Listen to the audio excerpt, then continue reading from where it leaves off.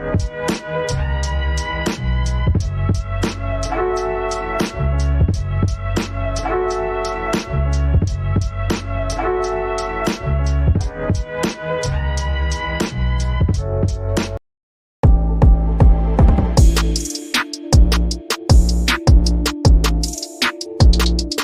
building, it's your boy Hollywood Sensei of the Blur Cartel. CEO status, you already know what it is. Oh no, Denzel, aka Zell Nobel, you know what I mean? Zell busy, bro. But I'm here. You know what I mean? We're gonna get into this music. We're gonna get we got some I know shout out to my boy Common, you know what I mean? Let me give you a little time to, you know what I mean, do your thing, bro. It's your boy the Common, KJN_man.510. That's the Bay. Catch me on Universal Base. Catch me on What It Sound Like podcast. We get your best reviews and interviews. That's better than Jill. Up top, better than Jill. She not. But I respect your confidence for saying that. You know, I respect your confidence also. Easily. Texas, Big Crizzle, better than Chance the Rapper. What? You know what I mean? We was trying to have a good song. Now y'all heard I had to throw that. You trolling. That's not trolling. That's not a troll. And you.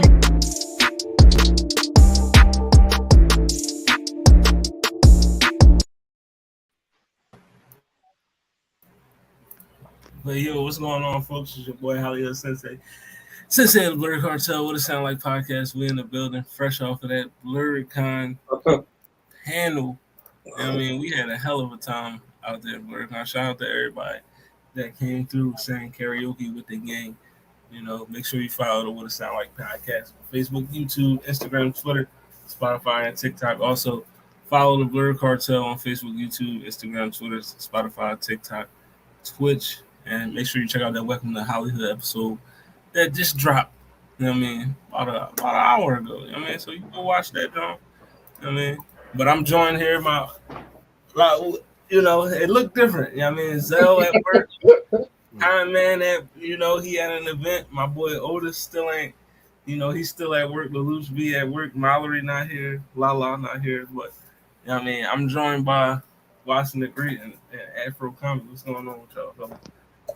You already know. Beautiful day. Happy to weigh in. Yeah, thank you for the opportunity to weigh in on some music or whatever we got going here. Haven't really done something like this before, but glad to sub in at least for now. But hopefully we'll do y'all justice. We will be back next week with the Vocalist tournament, round 4. We down to the last 8. The last 8 we're down to. You know what I mean? So just tournament in case, grind is real. Just in case y'all don't know who's left, this is what we got. We got Beyonce versus Jill Scott. We got Yolanda Adams versus Whitney Houston. Luther Vandross versus Leon Bridges, and Mariah Carey versus Renee Elise Goldsberry. So that's your final 8.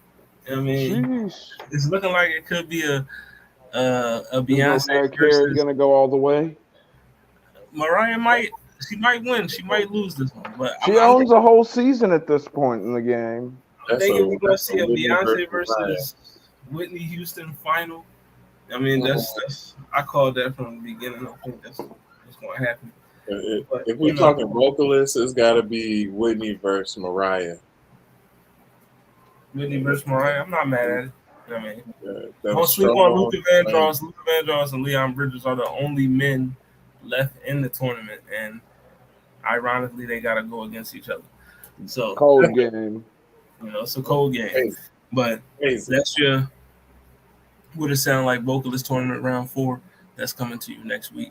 You know what I mean? And also, What It Sound Like, we was at BlurCon, dog. Like, you know what I mean? We had some karaoke, some people singing. You know what I mean? I just got a few clips.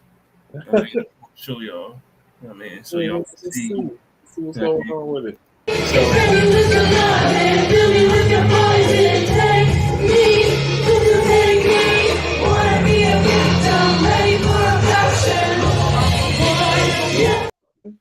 Poison, Katy Perry joined. You know what I mean? Then we had my man here.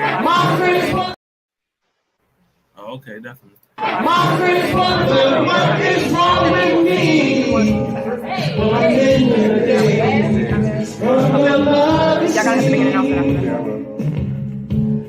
came back to let you know. For you.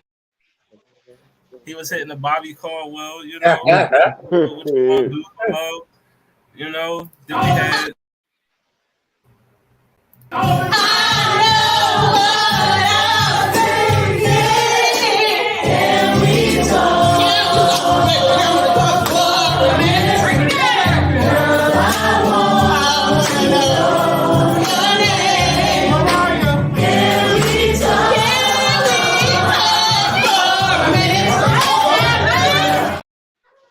Yeah, man, BlurredCon, dog. That's the only place where you can get a nigga in a Koski robe singing Tevin Campbell. So, First time for everything. you know, but yeah, that was the What It Sound Like karaoke panel. I mean, we had a hell of a time in that joint. Like, you know, a lot of people got up. We had some good performances. You know, it turned out great. That was our first panel ever at the con. So, you know, probably gonna run it back again next year. Have another karaoke joint. You know, they did songs, R&B, rap. We had somebody sing a song from Dreamgirls. We had a Sonic 2 song was on the list. Like, Sonic 2. You know, like it was lit. But you know, that's BlurredCon. Shout out to BlurredCon. Shout out to everybody that pulled up to the What It Sound Like panel. But, we was just talking about my man before the show started. But Lil Uzi Pink Tape tops Billboard's 200. Like this year, hip hop, no number ones. It's been sad out here for the rap community. For the rap game. You know, it's a lot of weak projects have been released this year, but you know, Lil Uzi has come to save the day. I mean, I wouldn't really classify this album as a rap album. I was gonna say I don't know if this could go purely in the rap category, though it is in all the playlists. It got all the placement. But this isn't necessarily a hip hop album. But we'll take. I think the second half of the album is far more hip hop than the first half of the album. I can agree with that. I think after the Mama song, I can't remember the title, but from that song into Nakamura Down has a way more hip hop vibe than the first 5 songs. Wow, so you bang with Lil Uzi? I really don't. Never heard anything besides his main hits. I can see why people like it, so I respect it, but not really. Especially with a lot of what's going on these days with the hip hop stuff. The only thing I really liked about it was Drake for the most part. When it came to hip hop, everything else kind of. There's some good underground. A lot of rappers just aren't getting the shine they need. Like there are some good projects that have came out that just aren't going to get play. Right. Unfortunately, like Peso just dropped a mixtape called Street Pain, and it's a fire mixtape, like top to bottom. It's a banger, but it's not gonna chart. Not at all, unfortunately. It's not going to chart. Yeah, Babytron released a 6 deluxe tape that's a deluxe with 1 extra song, so that's kind of bland. But so I just want to ask y'all, what's y'all opinion on like this year's? We did for this show last year, we did a ton of album reviews in 2022, and I felt like 2022 was one of the best years in like rap music, hip hop in a long time. Like 2022 was like I really put that up there with like some of the years in the 90s, mid 2000s. I think 2016 was a fire year, 2012, 2013, but like 2022 was magnificent. This year, not so much. Like it's been some quality rap hip hop projects that's been released, but none that's really like, you know, memorable that everybody's going back to. Like you got to turn this album on. Has there been anything this year that y'all heard that, you know? I've got a wee bit of a controversial one that I think a lot of people don't want to admit it for whatever reason there is. I think Gunna put out a solid album, bruh. I think the Gunna album, honestly, in my opinion, might have been a little bit better than the Young Thug album, and I like Thug's album. Thug's album has some slappers on it, but I think the fact that we know this is a bunch of music from before he got locked up, I feel like it might have hurt the whole thing a little bit, whereas Gunna, allegedly, he's addressing everything in the album, the way he's talking. I mean, y'all niggas, he's pressing any nigga that called him a rat, bruh. He's on your ass. But yeah, I like the Gunna album. I think a lot of people are like shied away because of the whole YSL situation, but I think the Gunna album's good. I like Lil Durk too. The Healing album, whatever. I didn't listen to it all. I listened to the first half, and I'm sure I've listened to it all pieced out, but I thought it was decent. Rap just freaking times have changed, and if you're not going to catch that catchy TikTok tune, it might be kind of hard to chart in 2023, unfortunately enough. I mean, we still got a pending Drake release. Almost Conway, Superfly God. I mean, bruh, he put out, or he's either put it out, I haven't even, or it's coming out either way. So there is some stuff on the horizon that could be amazing, but outside of those, I think Thug was cool. I'm gonna put out a solid album. Whether he snitched or not is. You heard anything this year that was fire? You know, honestly, no. I haven't heard you gotta listen to this album. I haven't really seen anything like that, and maybe it's because of my algorithms or whatnot. But the only thing I've honestly heard that was popping, like you said, unless Drake is out here or Kendrick or J. Cole, the mainstream. What's her name? Taylor Swift. I heard her album was popping. Hell, she's out here re-recording old music too. She's getting to the bag though. I can't even hate on Taylor Swift. I think her album Midnights came out last year, still charting this year. I mean, but that's how she does though. I mean, Taylor does numbers. And you got to think, when all your fans are fucking white girls that married well, bruh. Husbands are buying tickets, bruh. They trying to make sure they trying to get that Taylor Swift after party coochie. Like, let's be honest. That shit like $1,200 a ticket. That could be low end. Niggas getting front stage for fucking 3-4 stacks. Listen, I'm gonna say this: musically, this year it's been pretty good. I mean, hip hop aside, musically. Been pretty good, from like R&B to other genres. You know, there's been some solid projects that's been dropped. I feel like 2022 definitely is still better. You know, it's like I haven't heard a project this year that tops anything that I heard last year. You know what I mean? Maybe a lot of niggas in jail now, though. Yeah, that's true. I did like Masego's album. That joint was fire. But as far as rap goes, like Gunna had a good joint. Conway came out with one that was fire. Lloyd Banks had a nice release, and I also like Ray Shrimmer. They dropped the Shrimmer like 4, so that was pretty good. But other than that, it really hasn't been anything to write home about. You know, Uzi ended the drought. We still got Drake saying Baby Tron put out a good album this year too. Six is a good album all the way through. I wouldn't say it's a no skip, but it's definitely solid.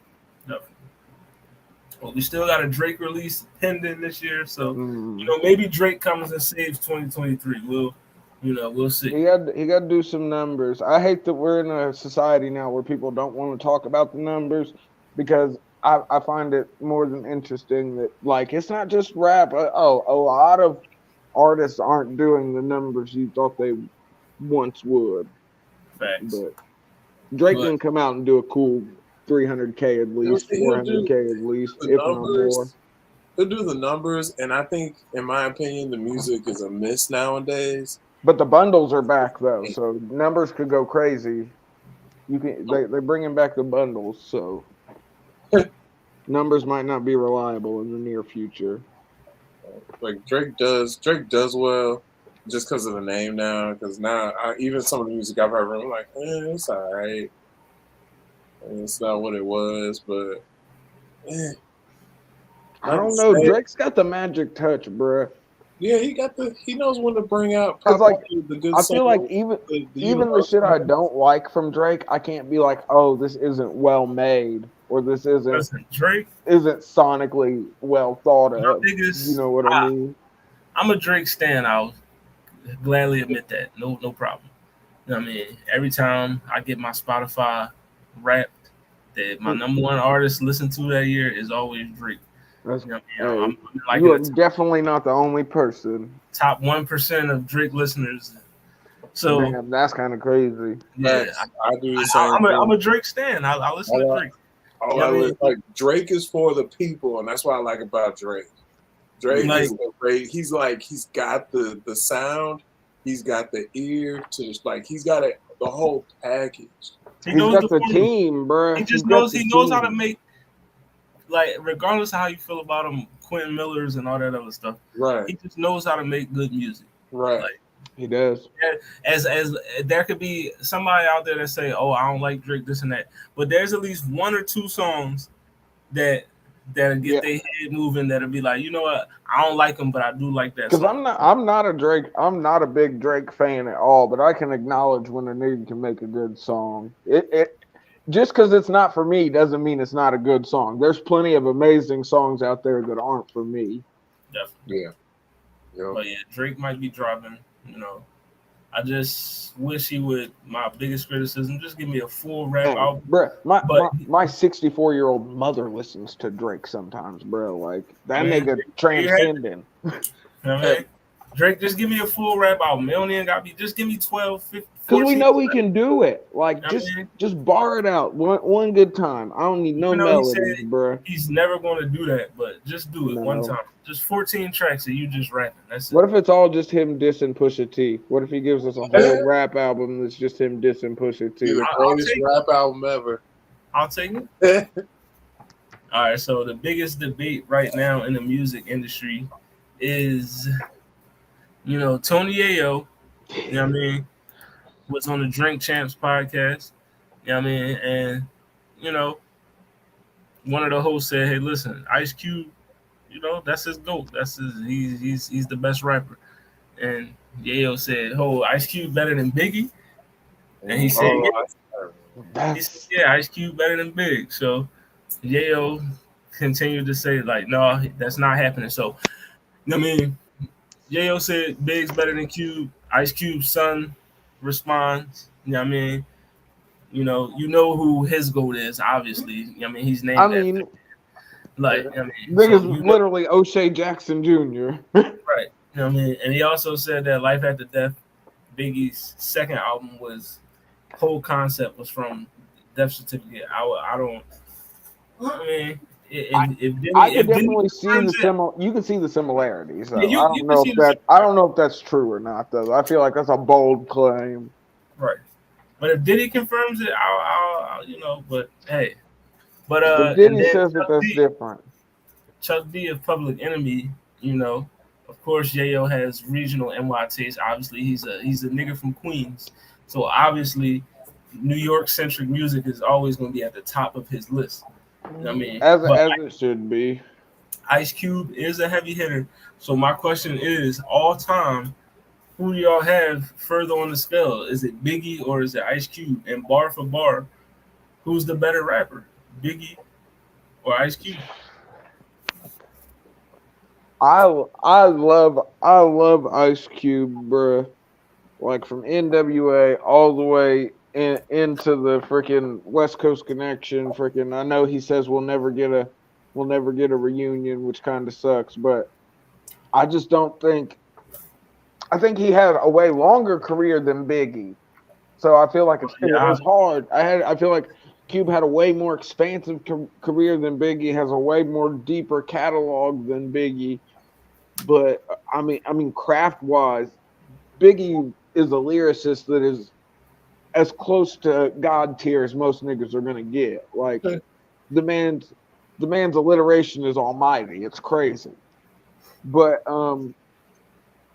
yeah, that's really hard. If we're talking volume of catalog, and Cube's put out solid projects throughout his career.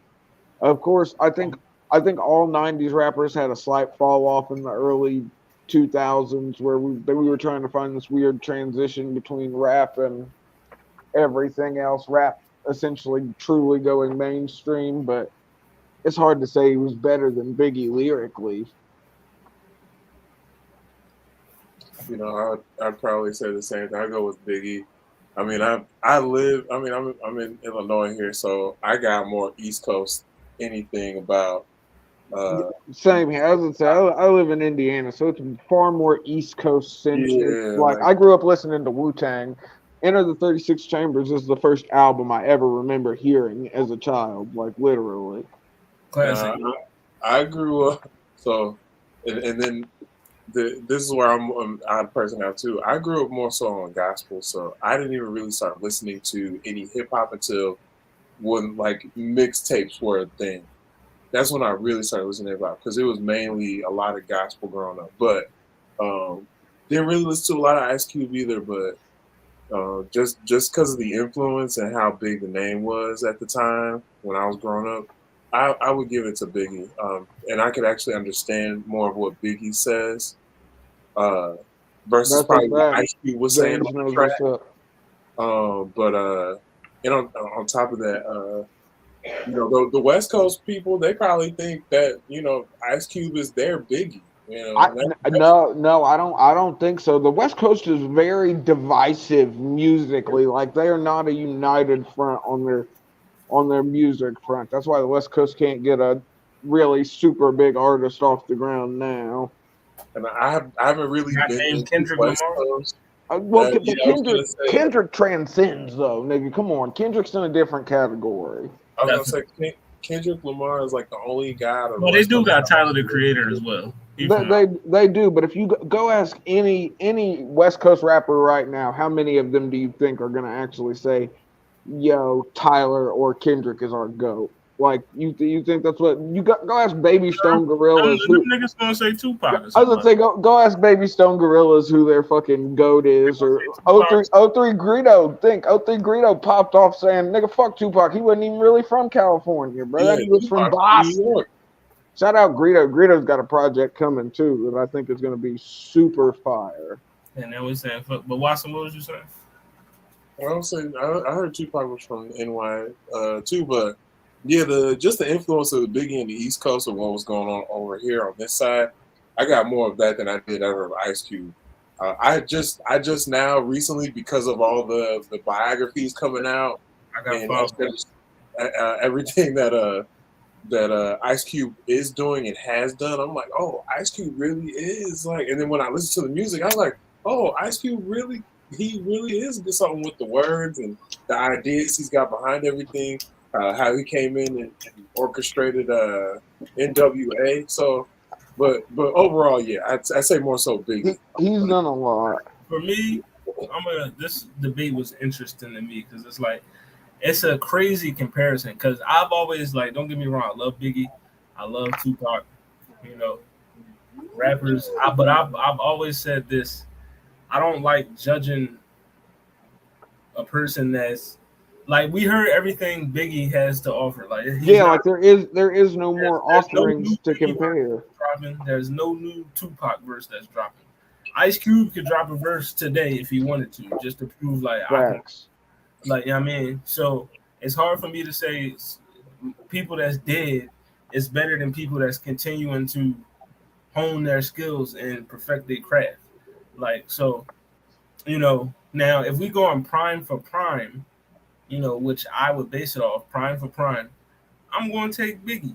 I don't know because if we're talking bar for bar in their prime, I got Biggie, and I'm a huge. Okay, bar for bar. I was thinking just in their prime because Biggie was big, but NWA. Yeah, NWA. That was a movement, bro. I know I was all of a year old when that shit was going down. But I grew up. I'm watching the docs. I'm from Philly. I love East Coast music. Biggie, Jay-Z, Wu-Tang, Nas, DMX, all that. That's what I'm saying. You probably got more of it than we did. I grew up a heavy listener to West Coast. Like my favorite song was literally Gin and Juice. Like Snoop Dogg was literally my favorite rapper growing up. I was from like that's crazy being a kid from Philly. Like, I thought you was gonna give us the Benny Siegel. No, like Beans, yo. Gin and Juice was literally the first rap song I listened to by myself. And I was like, yo, I love this joint. Like, so I've always been a fan of West Coast music. I mean, West Coast culture itself, and Ice Cube definitely was part of that. It's like, today was a good day. Protect yourself. I've never thought about that till just now. I think the first rap song that I ever listened to by myself, I think it might have been freaking Souls of Mischief, 93 till Infinity. I think that might have been the first rap song I ever listened to by myself. Shout out Lelouch V in the building. What's going on, brother? You know what I mean? Yeah. Shout out to Blur.com. You know what I mean? Fresh off. So, doing big numbers at Blur.com. But we was talking about Tony Ayo statement saying that Biggie is a better rapper than Ice Cube. So the question was like bar for bar, and like in their prime, bar for bar, who was the better rapper, Ice Cube or Biggie? I mean, I'm gonna say Biggie, but I mean, I was more attuned to his sound than Cube's sound. But I mean, if someone said Cube, I wouldn't knock them for picking him. Yeah. Cube, like I said, Cube's career was iconic, bro. Like I know a lot of people like to harp on like today was a good day and like stuff like that. But this nigga was out here getting out of record deals by force, literally, bro. Yeah, like, we know the baseball bat story. I mean, he changed the way artists moved in a whole genre. So I mean, but bar for bar, he was for the whole NWA at one time. But bar for bar, it's just hard for any rapper to stand up against Biggie if we're talking bar for bar. Yeah, the guy's pen was outrageous.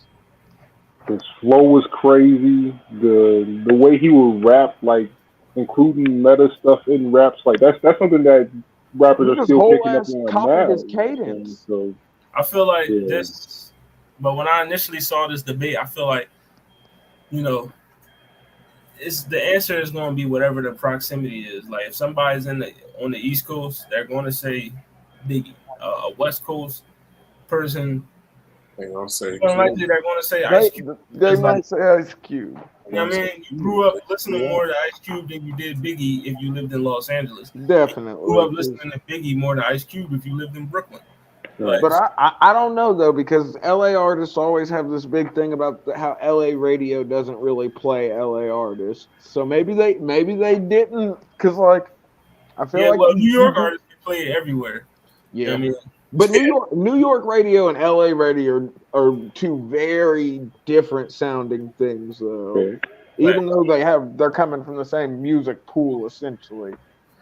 But yeah, that's the ongoing debate. Biggie or Ice Cube, you know what I mean? So it's an unfair one. Yeah, I mean, it's really a preference thing, honestly, because I mean, there's a strong argument for both. They're two of the greatest from their respective regions. So I mean, again, like this is not one like we're saying one or the other is blasphemous. Like there's some of these rap debates where like the answer is obvious. Like that post I put up a couple weeks back.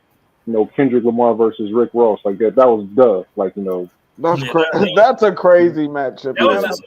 Shout out to Rick Ross, but that's wild. Right. Yeah. I think he just wanted to go viral for being dumb. I was gonna say, I think Kendrick literally name a bad Kendrick album. You can't. You can't. I can name two Rick Ross albums off the top. Oh yeah. I wasn't the biggest. I think. I don't know if this is a hot take. I think Port of Miami was overrated, if we're going to be completely honest. Like, it was nice. But it wasn't as crazy as niggas made it at the time. I feel like the whole DJ Khaled scene and Lil Wayne becoming Miami-centric hyped it a lot more. It was the sound, if anything.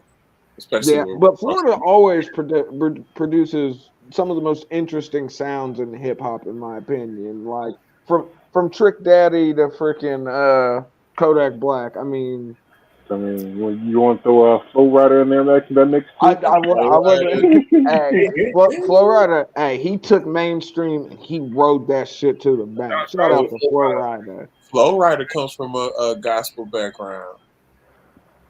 So hey, he worked it, bro. Listen, shout out to Kurt Franklin, Donnie McCurry. He had everybody worshiping apple bottom jeans and boots at the service for a minute. They should have cut him a check. I know they didn't, but goddamn, they should have. Because think about how many apple bottom jean pairs of those apple bottom jeans he sold for them. Right, and the boots with the fur. Ugg was built off Flow Rider's back, nigga.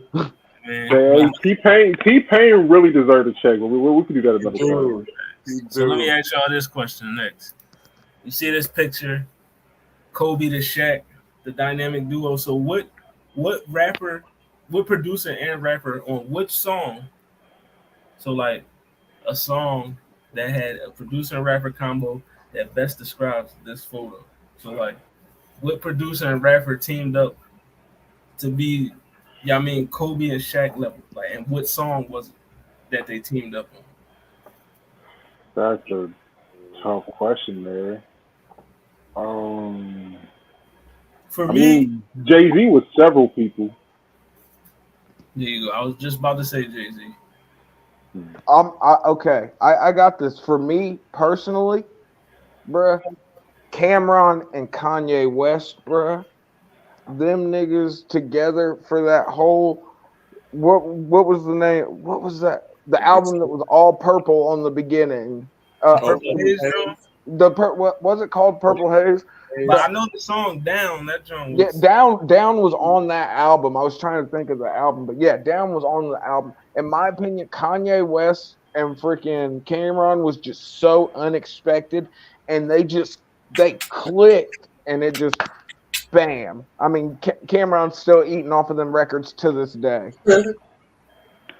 And I love Dipset, so I don't want to sound like I'm knocking Cameron, because I love Dipset, bro. I am a Dipset fan. But the only other one that I could really think of that was just like that smooth. It's the most mainstream answer, which is Eminem and Dr. Dre. I mean, those niggas. Well, that nigga and then the white man, they came together and it was magical. Yeah, so I mean, like Jay-Z got some crazy tracks. I mean, he got tracks with Just Blaze that are just like, crazy iconic, and Kanye tracks that are crazy iconic. Like, I might go Kanye and Jay. I'm trying to think of which song specifically. That's the toughest. I'm gonna go more modern. I'm gonna say Kanye and Jay on Otis, because I mean, Ye produced it along with the crazy bars from both of them. Is one of the best hip hop albums of all time, whether people want to admit it or not. Yeah, Watch the Throne is the best duo album ever. Yeah, bro. Yeah, it's not even a question. It's not even a question. Sorry, Outkast. I know y'all got several. Yeah. I feel like Outkast loses out on a lot by sheer lack of material, but the material they have is amazing. Stankonia is forever amazing. So I got to do some honorable mentions.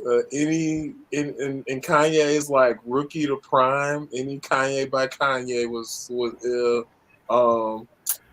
Any Ninth Wonder, Little Brother Minstrel Show was crazy.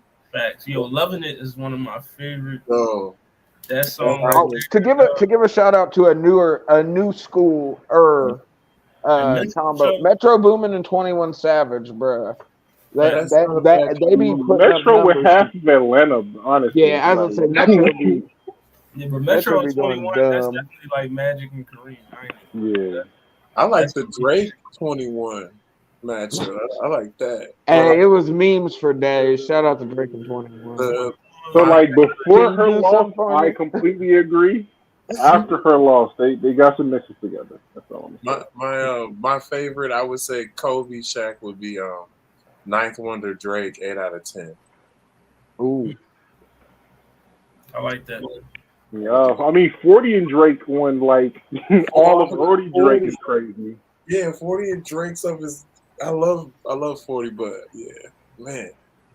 For me, I got Alchemist and Action Bronson are another Kobe and Shaq-esque combo that are super gross. I got Jay-Z and Just Blaze for You Don't Know, which is one of my favorite songs ever. That's a Just the beat is fire, the verses is fire.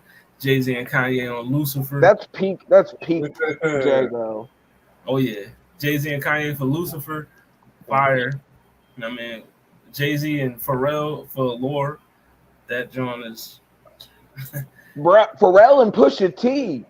Yeah. Bruh. Oh man. It may not happen too often nowadays, but when them two boys in the studio. Also got Pharrell's half of Pusha T's album that just came out a couple. What was it? Well, I think it was like a year ago now. Damn. Yeah. But like I said, they don't release that. Pharrell's half. There was no misses. There was no misses. Not a single miss. Think Pharrell got with goddamn Daft Punk and was like, "Yo, let's make some bangers." Right. Like, but I mean, Pharrell dictated the sound of an era. Honestly, like Neptune revolutionized like rap music. Hey, he's the one that got all these niggas out here wearing wide brim fedoras. We know who to blame. Pharrell did that. And also, for my list, I'm gonna add Future and Metro Boomin for Mask Off. Ooh.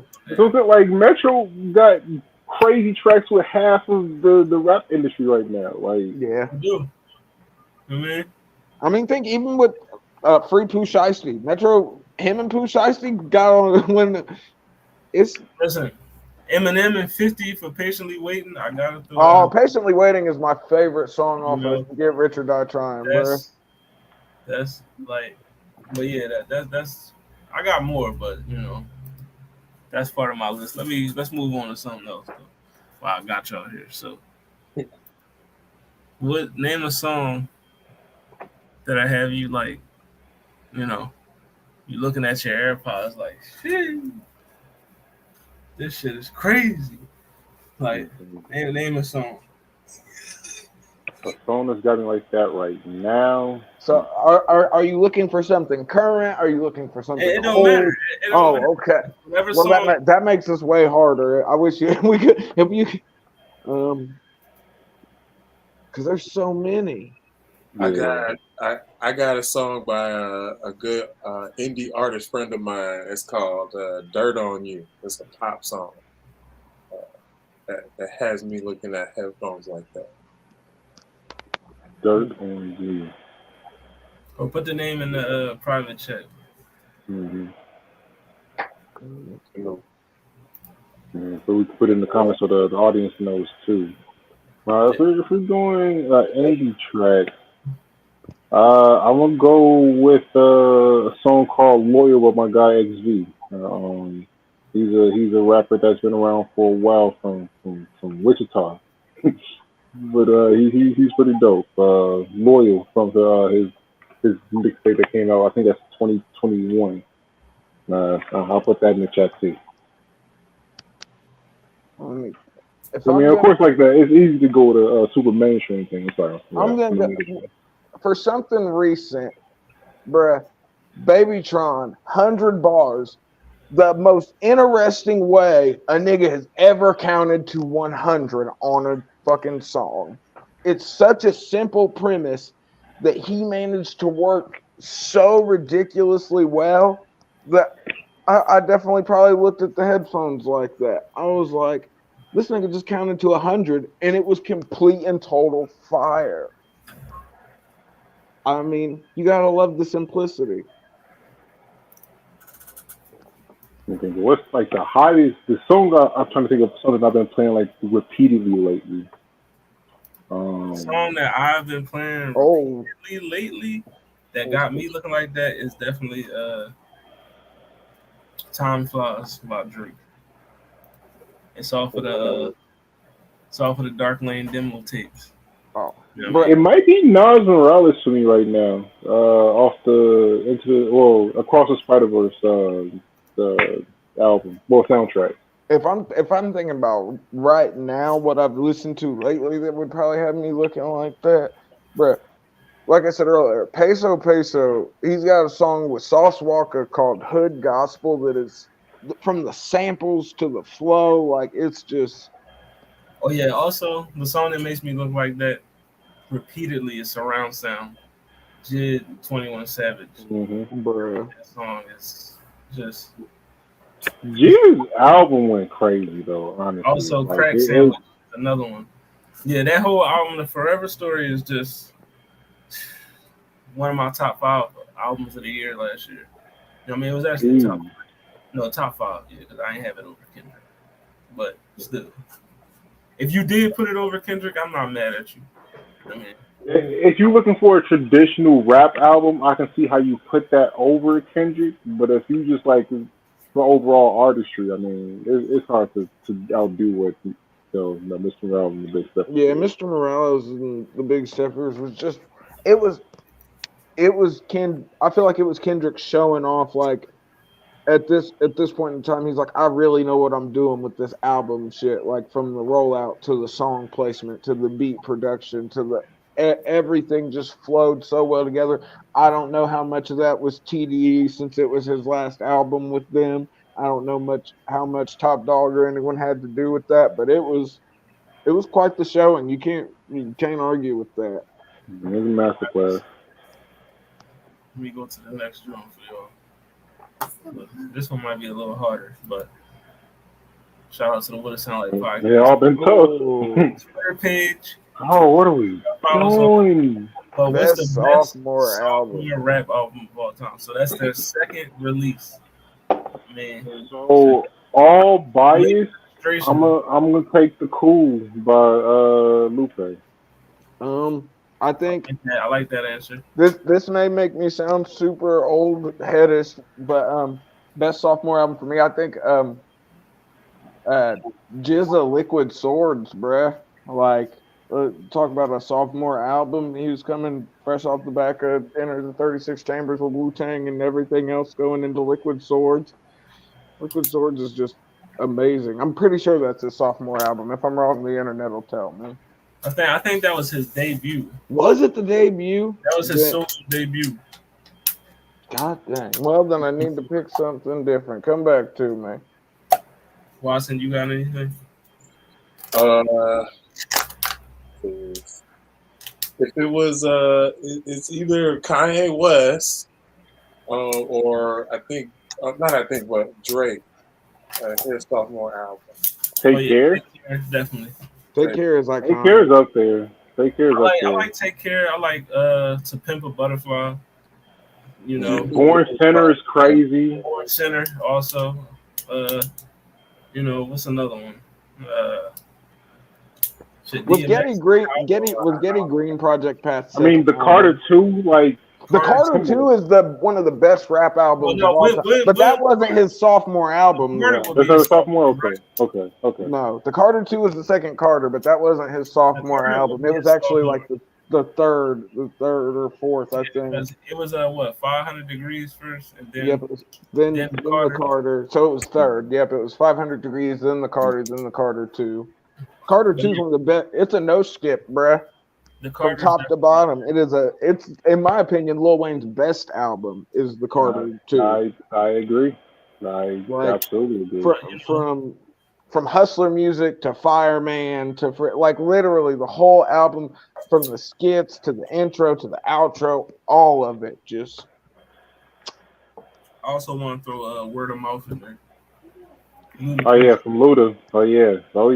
Yeah. I think if Getty Green was Project Pat's sophomore album, then I love Getty Green, but I'm trying. Wait, is Because the Internet Bino's second album? Because if it is, I'm putting it up there too. Because the Internet, let me look that up for you. And Getty Green, that was Pat's first album. God damn it! I keep on going first and second. His second joint was Murderers and Robbers. But was Because the Internet the first one? No, I know Campus is first. Yeah, Because the Internet was the second. Oh my God! So we're choosing between Lupe and Bino for my top slot. It's one of those two. Yeah. I feel like Take Care is too much of a generic answer for me, but Take Care was like I feel like a perfect sophomore album. Like, it was great. It was a perfect like it was like you got your first effort in and like you get now you're showing him you're a little bit more into it and he just. I gotta also throw it was written by Nas up there. But I think we may have talked me into the Carter is an underrated sophomore album because. The first Carter, though I don't know if you would call it a no skip, it's solid, bro. No, he said the Carter's his third album. But no, yeah, the Carter 2 would be his third album, wouldn't it? Right, Carter 2, right. 500 Degrees, then the Carter 2. Yep. But sophomore album is such a. Matter of fact, no. Lil Wayne's sophomore album. Were there 2 albums before it? Lil Wayne's sophomore album is Lights Out. I honestly don't even remember that. That must have been Braid Lil Wayne. First album is The Block Is Hot. Then Lights Out. Then 500 Oh, okay. So 500 Degrees is his third album. Carter is his fourth. That's a lot of albums. That's a lot. On top of the whole mixtape game he did. Speaking of Lil Wayne, I want to ask y'all a question.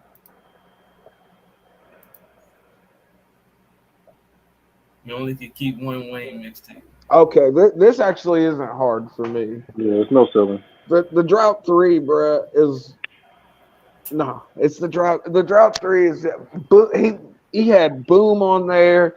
He had freaking so many iconic remixes on the Drought 3, bro.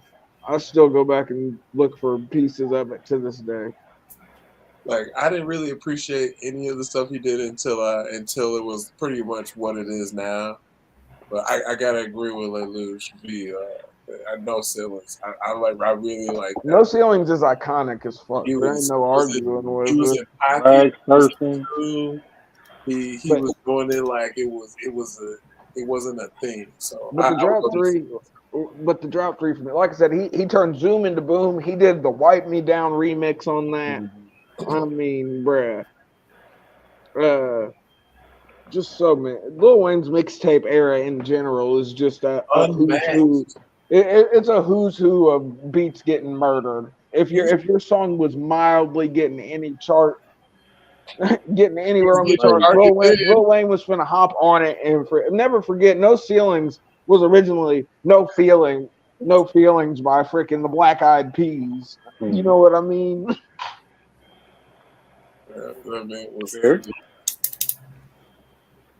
I'm gonna go. The Drought 3 is just a core memory for me. The Dedication though. I could keep Dedication 2 alone just off. Dedication 2 is crazy. Dedication 2 is great. But and then Sorry for the Wait is crazy. I mean, like Grove Street Party on there, the Rolling in the Deep John on there. You know what I mean, the Ball freestyle on there. He was, but I'm Not a Human Being is slept on. Yeah, but that wasn't a mixtape though. That was an actual album. Yeah, was it an album? Yeah, I'm Not a Human Being was an album. Really? Yeah. Drought 3. I'm taking Drought 3. Yeah, I'm Not a Human Being was an album. So. One of my favorite Wayne albums. I only know that because I remember going to Best Buy and buying that shit. That's the only reason I know it was an album because I hadn't LimeWire. It wasn't burnt. I actually. I downloaded that one. I'm not gonna. No, I went to Best Buy and purchased "I'm Not a Human Being," even though it was only like 11 songs, which was That's why I thought it was a short for 2000 and whatever it was when that came out, 8, 9, somewhere in there. But yeah, Lil Wayne's career is just a masterclass in writing. I still don't know if I believe that he doesn't write. I'm taking the Drought 3. but you know. Yeah, I don't like. I had to too. It's got a lot. 3 is a great pick. All right, let me get to this one. So, what's the best song? It's Kanye. You got Flashing Lights, Devil in a New Dress, Runaway, Can't Tell Me Nothing. Oh my god. I played all 4 of these. Like, I was gonna say all of these are somewhere in a playlist for me, but Runaway is just so iconic to me. Like I can hear those piano keys at any point in time, yo. And, immediately know the song. I was gonna say you're gonna be moving. You can't help it. And I mean, we've all been at some place, and Runaways came on, and everybody's just singing it, and you have like one of those weird like commercial moments. So it's Runaway for me. Although all of these are stupid bangers. Flashing Lights. Devil in a New Dress, bruh, is... I mean, I ordered the jerk. She said, sweet.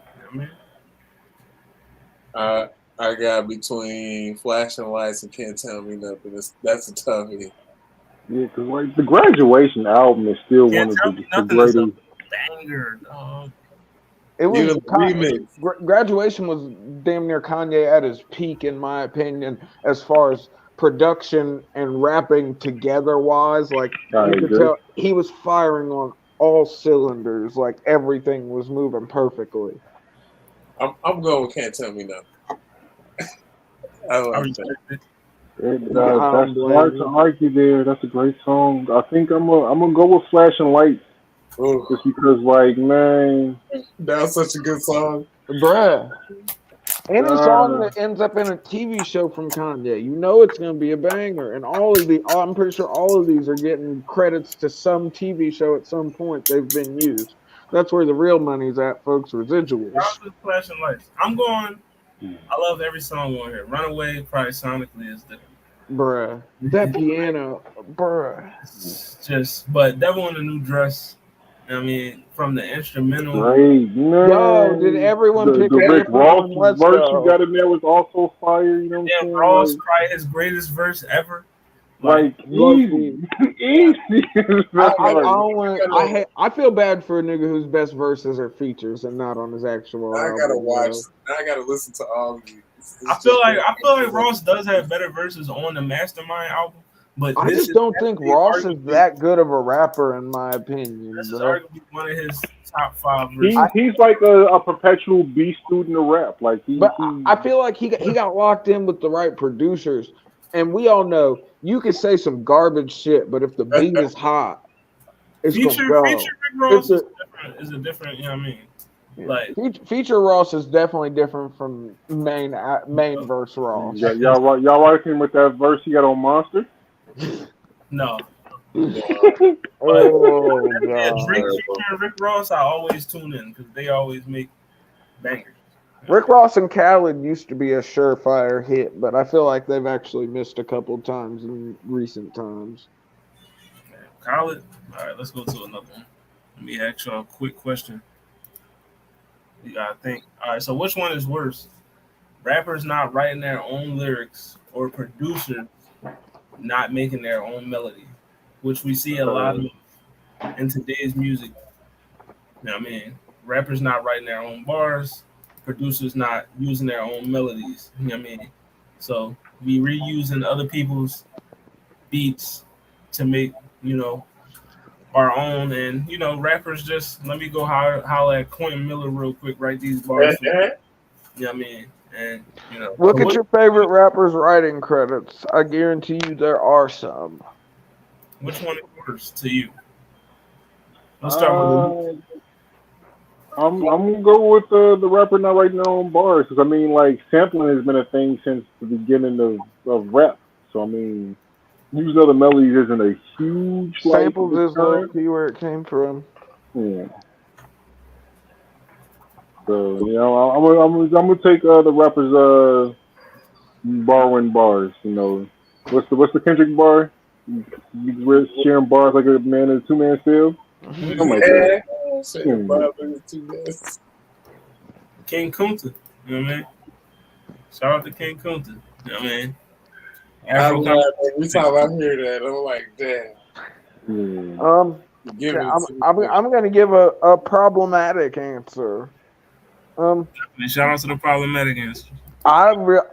In 2023. Sure, that's the problem, child. I don't care if the song is fire, bro. I don't care who wrote it if it's slapped. I don't care who made the beat. If it fucking goes, it goes. That's where I'm at. Because Cardi has openly admitted she don't like some of her songs, and like, there's nothing wrong with that. Her shit slap. Like she got some. If it slaps, it slaps, bro. Now, don't get me wrong. I have the utmost respect for niggas who write all of their own raps. The first people I always think of, shout out to the Griselda camp. Any of them niggas' pens are immaculate through and through. I'll never question a Conway, Benny, or freaking goddamn Westside Gun verse ever. Like, I know they wrote it. I know it's gonna slap. I know they mean what they're saying. Same way for like Wu-Tang. Any of the 9 members of the Wu-Tang, R.I.P. ODB. But I know their pens are immaculate. Though we've had allegations. Yeah, but I gotta stand on, if it slaps, I don't really care, bruh. I don't care who wrote it. I don't care who made the beat. If it's a good song, I'm gonna listen to it. Watson, what's your opinion on that? I'm with Afro. If I don't have to choose either or, a lot of any and everything that happens in the music realm, therefore anything in life, nothing's really new under the sun. It's just the approach to it, and what the output is as far as us as listeners and fans. But yeah, I would say if it's a hit, man, it took one person or 10 people to write it. I'm there for it. But I understand the optics though, because you can't help but think of rap as that time that it's that one genre where an artist really has pride in their pen, because we've all heard it before. We don't hold the same standards to other genres of music as far as writing goes. None of us. Maybe there's some white woman in Nebraska that gives a fuck whether Taylor Swift wrote her fucking song or not, but I don't care. But I see why. But I think optically, it's going to be worse for a rapper that's not writing their own bars as opposed to a freaking producer. Because producers are downloading all kinds of beat packages and sound selection things and all kinds of stuff. All of it's third-party software at the end of the day. So, I was actually going to end up saying that too. Like, if I had to choose. I think it's weird if you're like, I honestly think it's kind of weird. Looking at a producer like, oh, you didn't press the button on that drum pad to make that synth horn, bruh. I'm not rocking with that. It's different than freaking you were rapping about how your mom was a dope fiend, but really your mother's a teacher that freaking is well paid. You went to private school. That's a lot different. Yeah, the message. Yeah. So I think optically it's way worse for a rapper not to write their own verse. Look at Nicki. Nicki's giving us hit after hit, and we know allegedly she's probably had some help. But I think the only damning thing about Nicki is her family. I don't care about the writers. Listen, shout out Safari, right? But it's definitely rappers not writing their own bars. Like, I mean, you tell. Do you think the world's gonna end if we find out Ice Spice didn't write much? No, but for me, as a person that was, a rapper, exactly, I feel like it's way different. For if you make music as opposed to like me, like I know I can't make music, but I'm damn good at listening to it. I just know, like, I would never claim to hop in a cypher, say I'm better than all these other niggas rapping when I know somebody else writing bars for me. Like, I mean, you just can't claim. Rap for me is a competitive sport. You can't complain. You can't. That is the vibe. You can't claim the title of king if somebody's penning your raps for you. But see, I don't know, because think about how many kings were built off of freaking having amazing counsel. You know what I mean? If you look at it logistically, bruh, when you let kings go off on their own, we get like inbreeding, crazy chinned freaking Englishmen. If you ain't writing your own bars, it's But worse. the thing is, like say if you had the best pen on the planet, like if you don't have tracks to put them on, like what does that even matter? Like that's such a collaborative experience to make a good song. Right. But again, that's what I'm thinking about. I think at the end of the day, you're trying to put out an amazing product. Who cares how you get there as long as it's good. I mean, if the fans gonna say, "Hey, fuck it, I'm gonna still listen to the music anyway," I don't care if a monkey wrote it. I don't know, but there's certain artists like if you find out Kendrick had a writer, you're looking at everything. Oh, that's tough. You're looking at everything crazy. Even though I'm the guy that says it doesn't matter, I would even be like, yo. Kendrick, J. Cole, a Lupe Fiasco. What if you find out Kendrick didn't write To Pimp a Butterfly, bruh? You find out To Pimp a Butterfly, or even Section 80.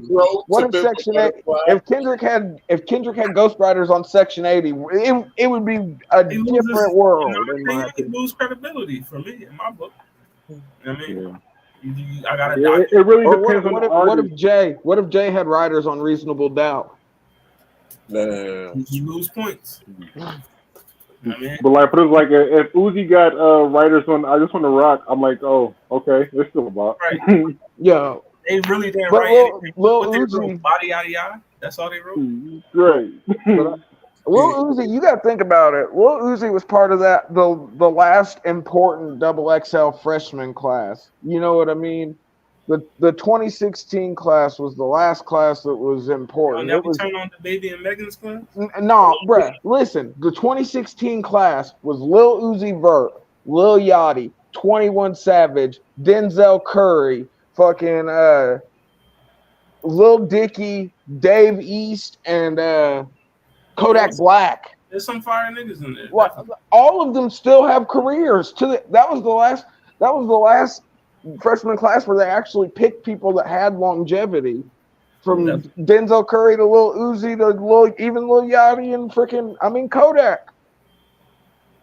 21 Savage is getting serenaded by Usher now. Any aspiring rappers out there, if you want to be the king, you want to say you're the greatest rapper of all time, write your own bars. That's all. If you want to make unless you can properly hide, unless you got writers that are cool with not getting credit, and then do your thing. And if the song's slapping, if you want to stay on Billboard and win Grammys, then get somebody to write for you. But if you want to be a heavyweight with the pen, write your own bars. You know. So how do y'all feel about the rumor that Gunplay writes all of Rick Ross's bars? That story you telling is really yours. And we know Rick Ross has had writers though. Rick Ross stole his whole identity from another nigga. You know he got writers. Shout out to Freeway Rick Ross, the real one. Yeah, he out here making documentaries and shit. I saw that nigga on the plane. Oh, that's actually kind of iconic. I'd be a little nervous. So, man, I was like, yo, that's fucking Rick Ross. But couple joints, then we can leave. I mean, I just want to ask y'all. Mm-hmm. So you can only keep 4 albums. Oh Lord! I see the documentary down there. I love the goddamn documentary. You got the documentary, The Cool, Diplomatic Immunity, Live from the Underground, Daytona, the infamous Victory Lap, Doggy Style, Championships, The Fix, the album about nothing. About nothing. Oh, Commercial Matters, MP, Only Built for Cuban Links, Aquemini, Riding Dirty, UGK, Championships, Meek Mill, the Score by the Fugees. Oh my God! So you only can keep 4 of them. So for sure, keeping the Fugees. For sure, keeping the Cool. Fuck. You gotta take Outkast. Oh my God. I guess the documentary. I'll love that album. I'll still listen to that. I'll listen to the documentary more than the rest of his music.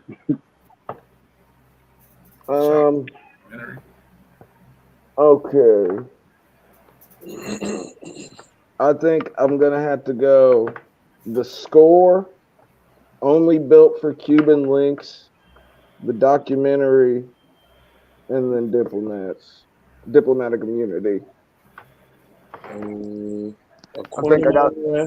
I got a good spread there throughout. Freaking, I can't go Raekwon. I mean, come on, bruh. Only Built for Cuban Links is a sick album. Yeah, sick. Aquemini, Victory Lab, the score. To be honest with y'all, I haven't heard a lot of these.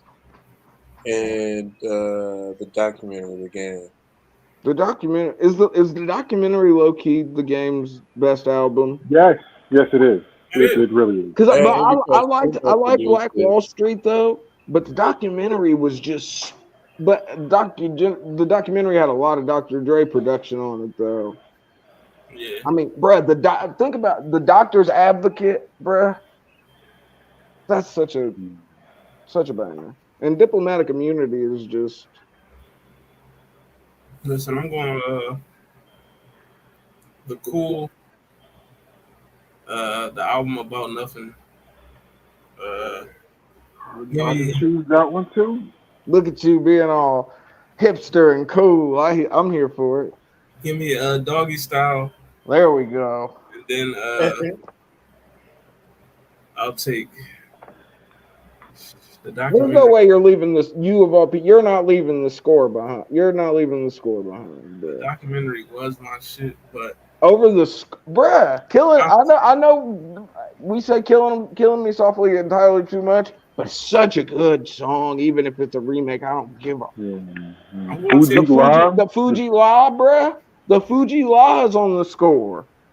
I'm gonna take. So I got Wale, Lupe, Raekwon. Wale, Lupe, Snoop. Hey, Only Built for Cuban Links is a fire album, bruh. It is. It's damn near no skip. Is one of my favorite songs of all time. So, and I believe is Winter Wars on there, or that might I think that's somebody else's album. Yeah, I was gonna say I don't think that. I'm gonna take Diplomatic Immunity. Let's go. Set anthem. I got to. They were working in perfect unity, and there's actually some Kanye production on that album too. I do believe. I wanted to go Championships because that's like Meek's best album, but. I think Meek Mill was wasted potential, low key. Drake bodied that nigga and he never recovered, whether we want to acknowledge it or not. I agree. And then he ended up in beef with Rat Kashi 6ix9ine. And shout out to 6ix9ine. But last time, do we have to? if he could have just not snitched, niggas can say what they want. His first showings from Gummo out.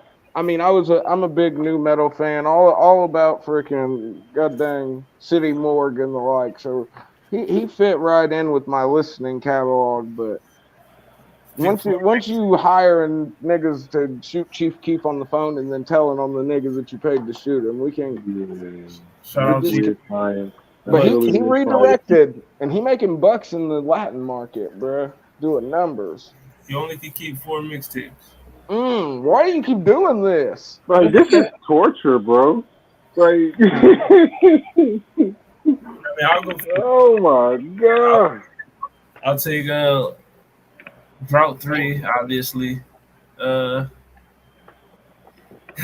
Give me Days Before Rodeo. That Jones fire. 1999. I'm definitely taking that. And then ASAP Rocky. Yeah, what was that? Is it? Because it's got what is the name of? What's the name of that album or the mixtape? I can't think of it. So which album? ASAP Rocky. What was the name? I think it's the Love Live ASAP joint. Long Live ASAP. That's what it is. Yeah, Long Live ASAP. I'm going with first and foremost Acid Rap. That's the best anything Chance the Rapper did. That's like one of the greatest mixtapes I've ever heard. I like Color and Book. Color and Book was also hard. Color and Book was blasé to me. I feel like they just overhyped it. Like niggas was talking about Coloring Book like it was gonna be Acid Rap 2.0. Nothing like that. Drought 3. Kanye West Get Well Soon, and Ghost Shell.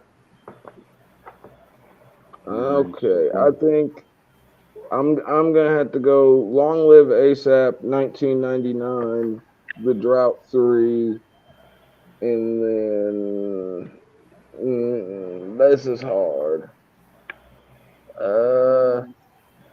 Give me the album about nothing, the mixtape about nothing. Wale freaking. Wale 1999, Long Live ASAP, and The Drought 3. And I'm taking The Drought 3, mixtape about nothing, Acid Rap, and then I got to pick Acid Rap. I'm biased for my Chicago people, so I will never deny that. And then Long Live ASAP. Acid Rap was like he low key brought in the SoundCloud era kind of with Acid Rap. We don't give him this praise for that. He brought it in. The ASAP Rocky. Long Live ASAP is that's actually Live Love ASAP. Long Live ASAP. Okay. Long Live ASAP was the album. That's okay. Love Live is the mixtape. But that's not. This is shout out to freaking ASAP Rocky for knocking up Rihanna. If that's how you get in where you fit in, bro. Definitely. Shout out to I mean, shout out to ASAP for that. You know. Again, Long Live ASAP. That might not be the name of the mixtape, but. Hey, he loved and lived with Rihanna. But you know, that's been.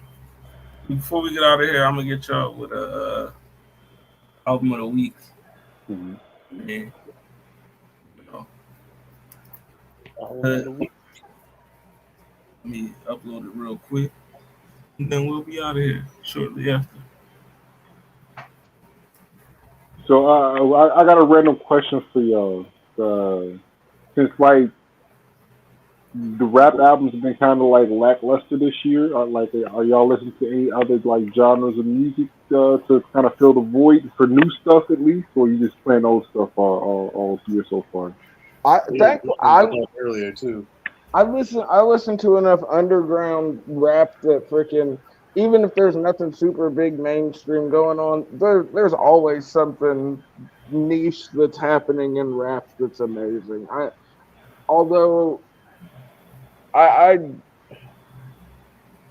trying to think about if there's anything else that I really listen to. I've been listening to a lot more Latin music for some reason. I have no Latin descent of any sort, but their beat selection goes stupid. Like they just rhythmically, it's crazy.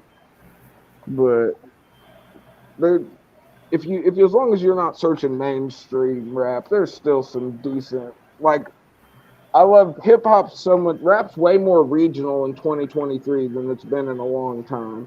You've got niggas on the West Coast doing their things, niggas in the Midwest, niggas down south, niggas on the East. Freaking everybody's got it. You can name a decent rapper from every section at this point. Freaking whether you've heard of them or not. I don't really do much digging into rap. I was just telling them earlier, you know, the farthest I'll go is Drake, and I don't really check the Drake like that lately. I just wait till the stuff drop. But I don't listen to my friend's music. I really like his stuff, some old stuff. He's actually written some newer stuff. But if anything, like I listen to lo-fi. That's lo-fi. Hey, if there's one way to find your zen, bruh, some lo-fi will do it. Lo-fi beats are amazing. Shout out to the lo-fi. For me, the answer this year has been super disappointing as far as rap. So I've been like heavy R&B. Yes. Heavy R&B. I can't. I don't know what it is. I just can't. I think it's because my mother and my dad, my parents listen to so much R&B. I think that's what drove me to be like a mosh pit kid. Like you know what? But rap between rap and metal, it's just it's a beautiful. But you can never go wrong with goddamn R&B to a certain extent. I've been R&B, little neo soul, some pop. R&B's got some heavy hitters right now. Blast, yo, Blast came out of Blast, nowhere, and I was like, this nigga's That's different. fire. But that's that whole West Coast vacuum of artists that are just on the precipice of going mainstream. Like same with O3 Greedo, R.I.P. Draco, Blast, Baby Stone Gorillas, freaking Mozzie's gonna blow eventually. If he has in certain people's eyes, but I think Mozzie could be so much more mainstream than what he is, but he can't stay out of jail. So shout out to Mozzie, but you know, shout out to the whole West Coast hip hop scene. Shout out to hip hop in general. Masego's probably the artist I played the most this year by a lot. Masego, SZA. I think this might sound horrible, but I think the artist I probably listened to most this year might be Baby Tron. That's crazy to say, but the whole the Midwest has some of the most amazing rappers in the game right now, bro. And Rio's gonna get out of jail soon too. What's up? The album of the week, and then we gonna go ahead and get up out of here. So the album of the week, rap album. I'm a big fan of this person, so y'all go ahead and check him out for me one time. But you know what I mean, the album of the week is Texas Boy by Mike Dimes. Oh, you know what I mean, so Texas got so many sick rappers coming out now too. Check that one out, Texas Boy Mike Dimes. It's a Hispanic trap rapper dude down there. I gotta remember his name. But the Mexican OT, bruh. Yeah. But you've also Peso. I've been preaching Peso this whole episode. Peso is one of any of Sauce Walker's rappers out of Texas. Like those, they've just got such a smooth flow on any beat. The Texas sounds evolved so much since UGK, and I don't mean that as a diss or anything. I just mean freaking from Maxo Cream to freaking the Mexican OT to freaking Peso, Sauce Walker, and everyone in between, bro. Texas. But the one thing they all have in common is they're fueled by lean. Shout out to activists. Check this album out. 14 songs. You know what I mean? Fire. You know, got some good features on here. Denzel Curry's on here. Oh. Wiz is on here.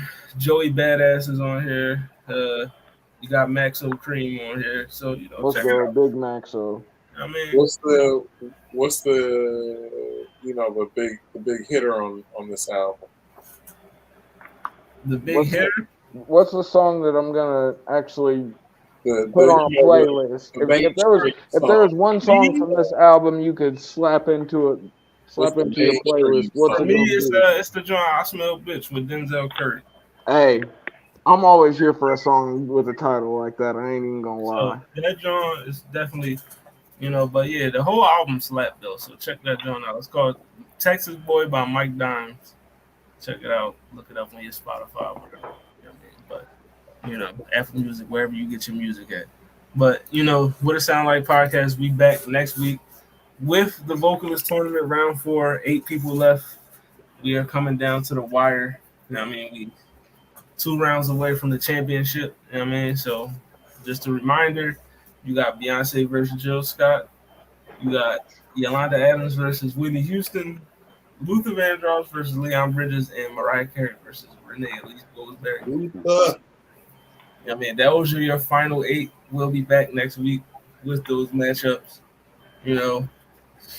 Battles will ensue, folks. Luther Vandross, I said from the beginning he was going to be the last man standing in this tournament, and he's going to stay until he can dance with his father again. But yeah, that's next week. But yeah, shout out to D Money. But yeah. So let them know where to find y'all, folks. We're gonna get up out of there. Find me at Watson. Find me at Watson_the_great TikTok. I'm over there. Follow me. Give me the 1K. Other than that, also you can find me at me and my team doing music services at llwpatron.com. Afro comment, let them know. You already know, at AfroCommy765 on all platforms. Of course, you can catch me on Overall 99 Media, being an Overall 99 scumbag. Secret Invasion episode 4 review just went up. I was right, as per usual, but you know the vibe, something flagrant, something inflammatory.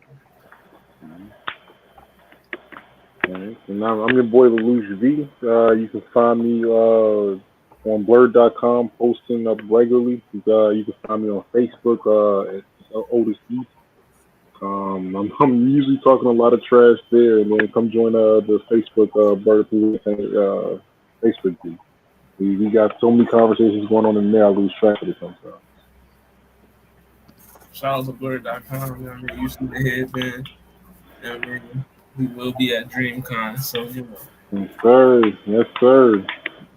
Sure. We might have a special set of interviews coming out a little bit before DreamCon. We're gonna get that, but definitely that's on the horizon. On the horizon. Man, but you know it's your boy Hollywood Sensei, Sensei the Blurred Cartel. You know what I mean? Real Vibes, British Kage, What It Sound Like podcast. Make sure you follow us. Facebook, YouTube, Instagram, Twitter, Spotify, TikTok, and Twitch. Blurred Cartel. Facebook, YouTube, Twitter, Spotify, TikTok, Twitch, all that good stuff. Make sure you subscribe. The goal was to hit 1K by the end of the year on the YouTube. We got about like 8:30, so tap in and hit the buttons, folks. Got plenty of time. Plenty of time left. We here. The 1K way before the end of the year. So, you know what I mean? Shout out to everybody that's subscribed, everybody that's rocking with the movement. We got some new stuff coming in the future. We got some shows coming back as well. I know y'all miss Locker Room. Locker Room will be back soon. You know what I mean? You might even see some of these folks on Locker Room. You never know. You know what I mean? But, you know, it's your boy Hollywood Sensei. We back next week with the Vocalist tournament. Welcome to Hollywood, also back next week. And, you know, we out of here. See ya. Peace. Shout out my boys Elno Bell, Conman, Mallory, Lala, so we're in the middle. All be back. You know what I mean? The whole gang will be back. But, you know, I had to hold it down this week. Come in. Happy to sub in. Oh, yeah. We gotta have you back on.